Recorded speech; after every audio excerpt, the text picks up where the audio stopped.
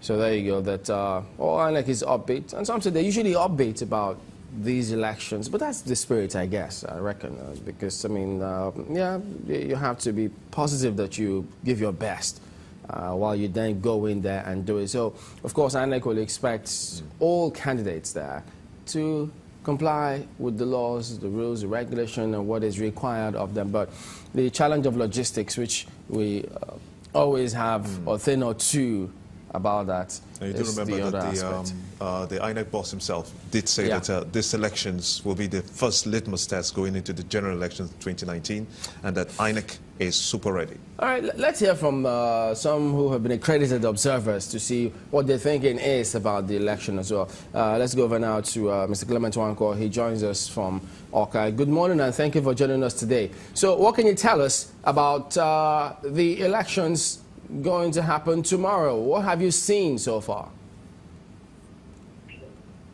We have been going around the state, looking at the different areas, addressing several of the issues.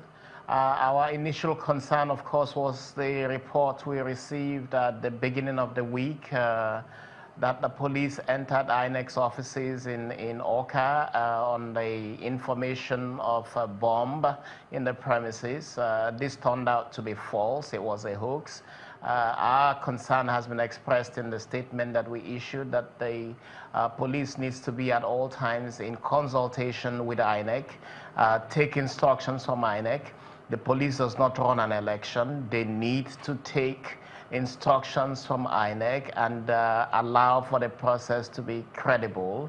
There has been, of course, reports from INEC itself indicating its preparedness, and all of the indications from INEC shows that it is ready to conduct a proper election, and we're looking forward to a well-conducted election, hoping that all parties play their part, that INEC does what it should do, that the police takes instructions from INEC on its needs and requirements, and keys in with the process. Civil society is present. International observers are present here as well. So it's a well observed election at this time.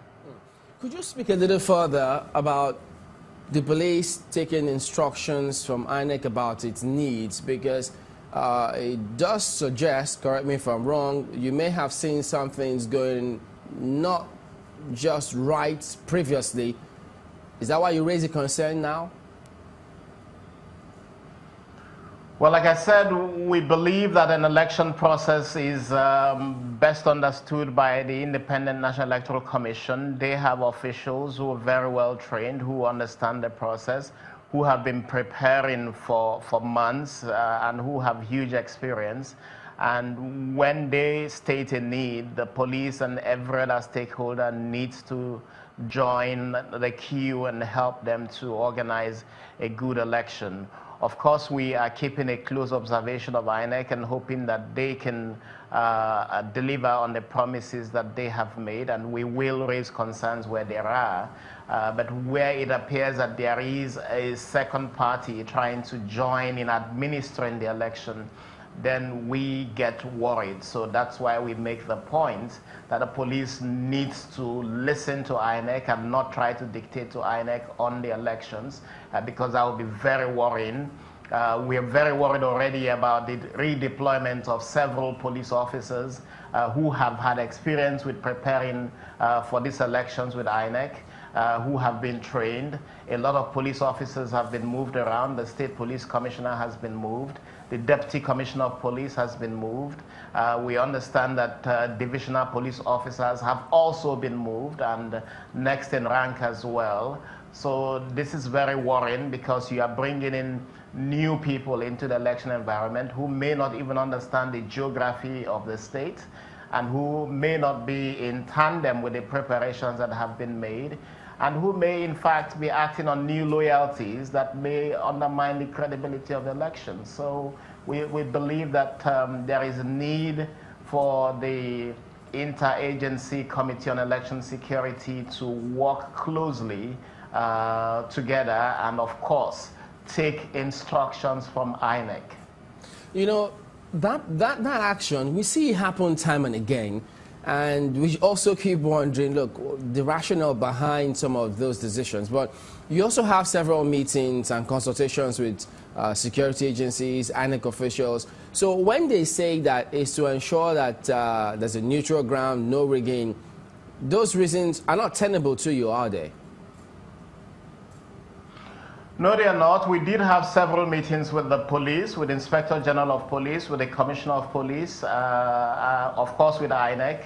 The police, in the last discussions that we had with it, the Inspector General of Police was there. This concern was raised about moving state police commissioners a few days to the elections and bringing in new actors who, quite frankly, don't understand the geography of the state, may have new loyalties, because the whole suggestion that you're bringing people because they would be neutral, it raises the question whether the person who is bringing them will also be neutral, or is perhaps even bringing in people who might have new loyalties.